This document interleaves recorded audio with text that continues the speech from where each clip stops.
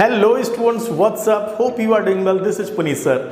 आज बेटा ये समझने की कोशिश करते हैं क्या 1 इक्वल्स टू 0 होता है। बेटा ध्यान से समझते हैं। आपको पता है बेटा 1 को मैं 1 के इक्वल रखूँ तो कोई प्रॉब्लम की बात नहीं है, राइट। 1 हमेशा 1 के इक्वल होगा ऑब्वियसली, राइट। एक चीज समझते हैं बेटा, अगर मैं समथिंग पावर 0 कितना होता है बेटा, 1 होता है, ऑब्वियसली आपको पता है। और 1 की पावर 1 भी 1 होगा। ये बात क्लियर है क्या?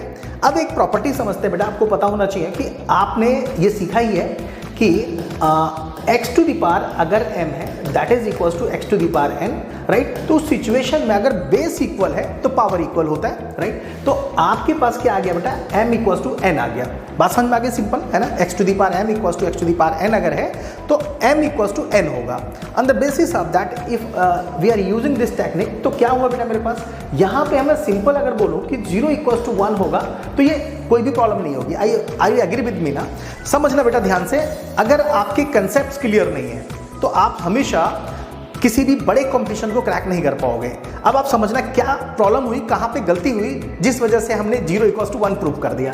ध्यान रखना बेटा, आपने जब भी छोटे क्लासेज में यानी कि 7th या 8th स्टैंडर्ड में जब आपने एक्सपोनेंट सीखा होगा तो आपने ये समझा होगा x to the power m equals to something like that, ये प्रॉपर्टी सीखी होगी। वहाँ पे एक बात छोटी सी लिखी हुई थी बेटा कि x does not equals to 1, right. तो x कभी भी यहाँ पे 1 नहीं हो सकता, इस वजह से कभी भी आप इसको 0 इक्वल्स टू 1 कभी भी इक्वल्स टू नहीं होगा, राइट। तो 0 डज नॉट इक्वल्स टू 1 होता है, राइट। सो आप अपने कंसेप्ट्स को हमेशा बिल्कुल क्लियर रखें और अच्छे से आप मैथ्स को सीखने के लिए आप मुझे फॉलो कर सकते हैं। All the best. Unacademy.